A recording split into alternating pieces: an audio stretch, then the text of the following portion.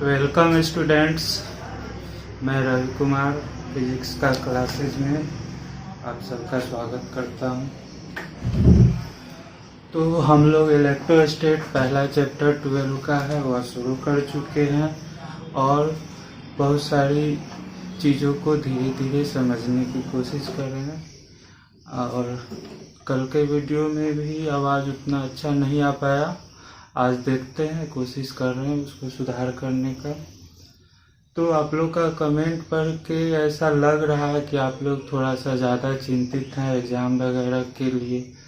हो सकता है डमी एडमिट कार्ड और जो आ रहा है उसके लिए भी।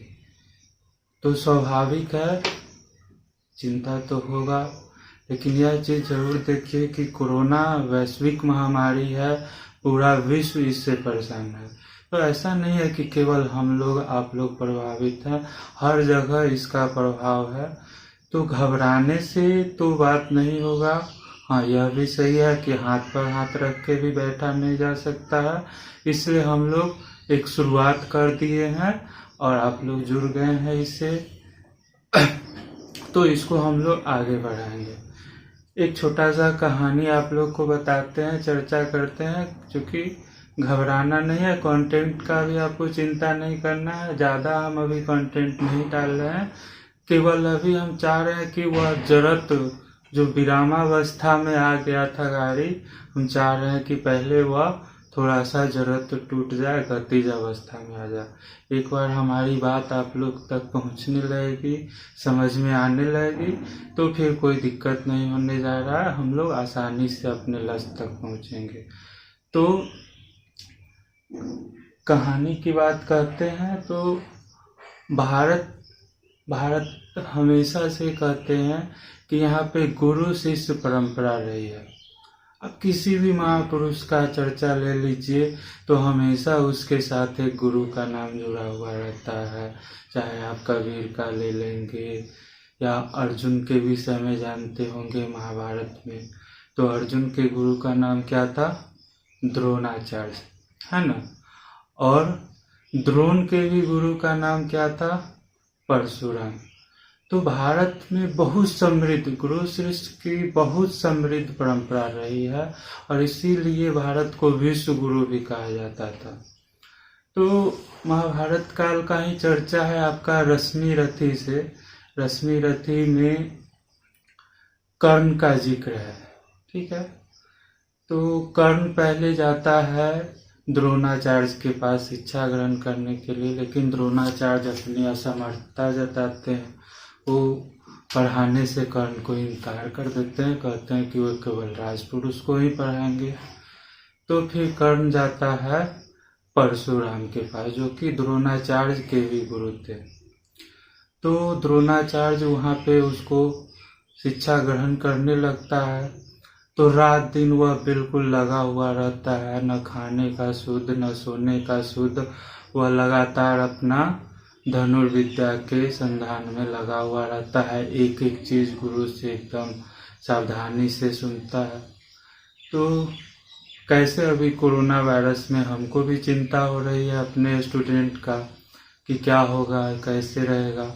तो गुरु को भी वहाँ परशुराम को भी कर्ण का काफी चिंता सताता है कि यह अभी खाएगा नहीं, अभी नव यौवन का अवस्था है, युवा है, अगर अभी खाने पीने पे ध्यान नहीं देगा, सही से विश्राम नहीं करेगा तो क्या होगा इसका। गुरु काफी चिंतित है। तो वह कर्ण को समझाते हैं, कर्ण को कहते हैं, और बहुत अच्छा इसमें रश्मि रथी में लिखा है कि पत्थर सी हो मांसपेशियां, लोहे से भुजदंड है, नस नस में हो लहर आती, तभी जवानी पाती जाए। तो गुरु समझा रहे हैं कि अगर पढ़ना है, विद्या संधान करना है, तो उसके लिए केवल पढ़ाई और प्रयास ही महत्वपूर्ण नहीं है, आपको खुद को भी लोहे सा मजबूत, फौलाद सा मजबूत बनाना हो। तो ठीक है, अभी है कोरोना है, संक्रमण है, तो आप लोग को उसके लिए तैयार रहना पड़ेगा। अच्छा खान पान आप लोग रखिएगा, थोड़ा सा एक्सरसाइज, जैसे बॉयज लोग हैं तो सुबह में दौड़ाएंगे और भी तरह तरह का एक्सरसाइज है। गर्ल्स लोग भी रस्सी कूद सकती है, स्ट्रेचिंग कर सकती है, प्राणायाम कर सकते हैं। और भोजन में हरा साग सब्जी फल इस सब का प्रयोग कीजिएगा ताकि आपका इम्यूनिटी बढ़ा रहे। तो ठीक है, हम लोग क्लासरूम पे आते हैं। तो जैसे कल कहे थे आप लोग का, उसी तरह से आज भी है, आप नोट कर लीजिएगा। कुछ चीज़ों का चर्चा हम लोग किए थे।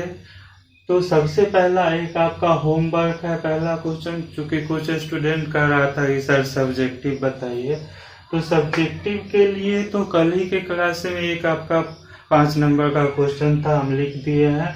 विद्युतीकरण का आधुनिक इलेक्ट्रॉनिक सिद्धांत क्या है, व्याख्या करें। What is modern electronic theory of electrification, इसको एक्सप्लेन करना है। 5 नंबर का क्वेश्चन आपका आसानी से सॉल्व हो जाएगा।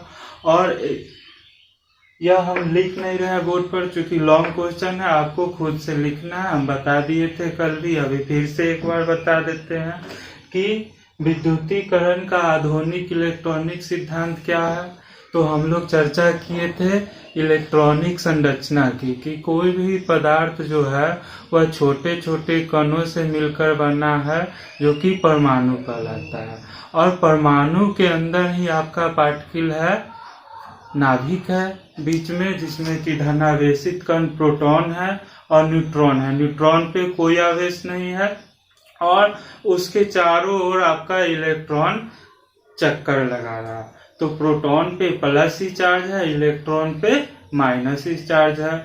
और समान अवस्था में प्रोटॉन की संख्या और इलेक्ट्रॉन की संख्या बराबर होती है। तो जो नेट आवेश आपका होता है वह 0 होता है, और इसी कारण से आपका परमाणु विद्युत उदासीन भी होता है। तो आधुनिक इलेक्ट्रॉनिक सिद्धांत जो है वह इसी एटॉमिक स्ट्रक्चर पर आधारित है कि जब घर्षण के कारण कोई भी 2 डिफरेंट वस्तु के सतह में आपस में फ्रिक्शन होगा, घर्षण होगा, तो एक से इलेक्ट्रॉन दूसरे में ट्रांसफर हो जाएंगे। कोई नया इलेक्ट्रॉन नहीं बन रहा है। इलेक्ट्रॉन की कुल संख्या पहले जितनी थी अभी भी उतनी है, प्रोटॉन की कुल संख्या भी पहले जितनी थी अभी भी उतनी है। लेकिन पहले क्या था कि अगर 2 ऑब्जेक्ट था, मान लो यह कलम और हथेली है, तो इसमें भी इलेक्ट्रॉन और प्रोटॉन की संख्या बराबर थी, नेट आवेश 0 था। इसमें भी इलेक्ट्रॉन प्रोटॉन की संख्या बराबर थी, नेट आवेश 0 था। अब जब दोनों में घर्षण हुआ, फ्रिक्शनल हुआ, तो एक से इलेक्ट्रॉन दूसरे में ट्रांसफर हो गया। तो जिसमें अतिरिक्त इलेक्ट्रॉन गया उसमें निगेटिव चार्ज ज्यादा हो गया, तो वह निगेटिवली चार्ज हो गया।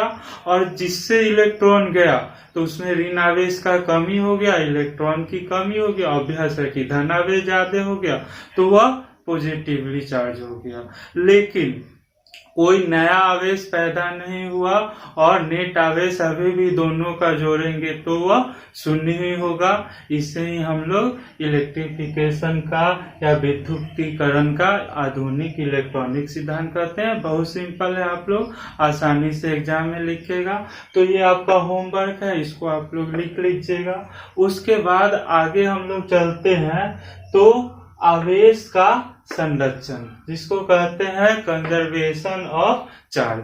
तो आवेश का संरक्षण भी इसी सिद्धांत में हमने व्याख्या कर लिया कि कोई नया पार्टिकल, कोई नया इलेक्ट्रॉन प्रोटॉन पैदा नहीं हो रहा है, इसलिए ब्रह्मांड का कुल आवेश नियत है।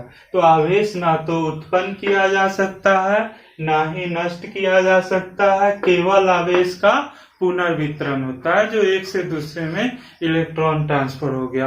और मैक्सिमम केस में इलेक्ट्रॉन ही भाग लेता है, प्रोटॉन भाग नहीं लेता है, क्योंकि प्रोटॉन नाभिक से बंधा हुआ रहता है, नाभिक के अंदर रहता है। चूंकि इलेक्ट्रॉन बाह्यतम कक्षा में रहता है और रिलेटिवली वह वीकली बॉन्डेड होता है नाभिक से, किसकी तुलना में, प्रोटॉन की तुलना में। तो इस कारण इलेक्ट्रॉन भाग लेता है, और इसी को आवेश का संरक्षण कहते हैं। यानी कि आवेश ना तो पैदा किया जा सकता है, ना नष्ट किया जा सकता है, और पूरे ब्रह्मांड का संपूर्ण आवेश नियत है। इसी को हम लोग कहते हैं आवेश का संरक्षण, कंजर्वेशन ऑफ चार्ज। तो 2 नंबर का क्वेश्चन यह भी हो गया, एकदम इजी है, आप लोग नोट कर लीजिएगा नोटबुक में, और फिर हमको नहीं लगता है कि कोई भी भूलिएगा, और एग्जाम में यह फ्रिक्वेंटली आपका आता रहेगा, इस बार भी किसी न किसी रूप में पूछेगा।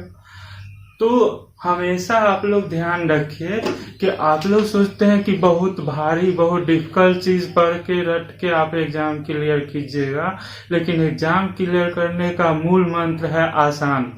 जो चीज आसानी से समझ में आ जाए और जिसको आप आसानी से अपनी भाषा में लिख सके, खुद से एक्सप्लेन कर सके, भले थोड़ा टूटा फूटा, उतना स्टैंडर्ड लैंग्वेज नहीं हो, फिर भी आपको मार्क्स मिलेंगे। हाँ, आपका कंसेप्ट क्लियर आना चाहिए।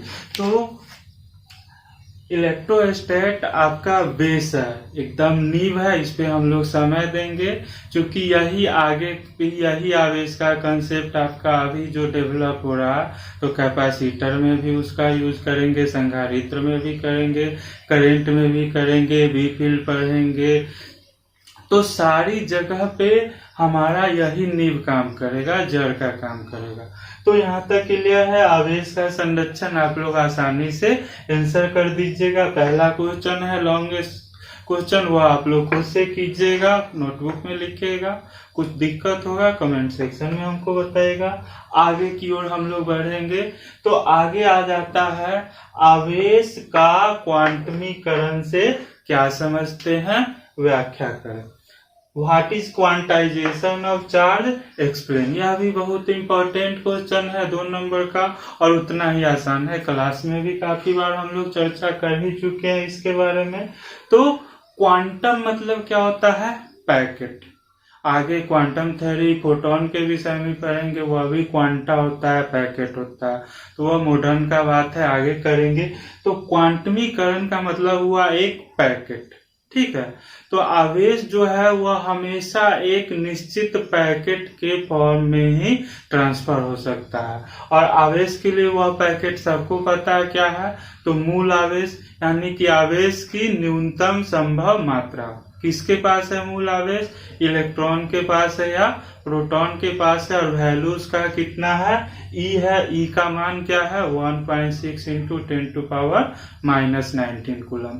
तो अगर किसी भी वस्तु पे आप कहते हैं कि इतना कूलम्ब आवेश हुआ या उतना कूलम्ब आवेश हुआ, तो कोई भी आवेश पैदा होगा, किस कारण से पैदा होगा, तो इलेक्ट्रॉन के ट्रांसफर के कारण पैदा होगा। अगर 2 इलेक्ट्रॉन उससे कोई वस्तु से निकल गया, तो अगर इलेक्ट्रॉन निकल गया तो उस पे +2e चार्ज आ जाएगा। या हो सकता है कि 2 इलेक्ट्रॉन आ गया, तो अगर एक्स्ट्रा 2 इलेक्ट्रॉन आ गया -2e चार्ज हो गया। तो क्वांटमीकरण में मेन चीज यही है कि आवेश जब भी ट्रांसफर होगा तो E के पूर्ण गुणक के रूप में ही ट्रांसफर होगा। 1 इलेक्ट्रॉन हो सकता है, 2 इलेक्ट्रॉन ट्रांसफर हो सकता है, 1 करोड़ इलेक्ट्रॉन ट्रांसफर हो सकता है, लेकिन आधा इलेक्ट्रॉन 3/4 इलेक्ट्रॉन ट्रांसफर नहीं हो सकता।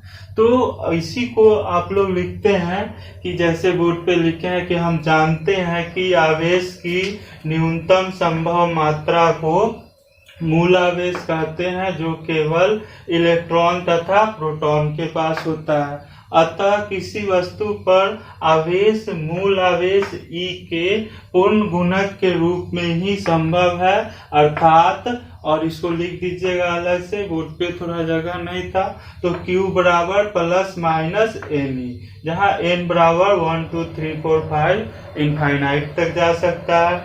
इसे ही हम आवेश का क्वांटमीकरण कहते हैं। अब इसी पे आपका ऑब्जेक्टिव भी पूछ लेगा, कहेगा कि क्या Q बराबर 1.5e या 3/2e या 1.2e आवेश संभव है, तो आपका ऑप्शन होगा नहीं संभव है। यानी कि जब भी ट्रांसफर होगा या किसी वस्तु पे आवेश होगा तो वह कैसे होगा, E के पूर्ण गुणक के रूप में होगा। तो एक लाइन याद रखना है, Q बराबर ±NE। तो यह क्वेश्चन भी आपका बहुत आसानी से क्लियर हो गया।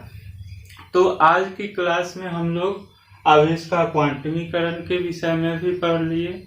तो अभी एक आध वीडियो और डालेंगे, अभी इसको नोट कर लीजिए, फिर हम कुछ और काम करते हैं आपके लिए और अगला वीडियो फिर डालते हैं। धन्यवाद।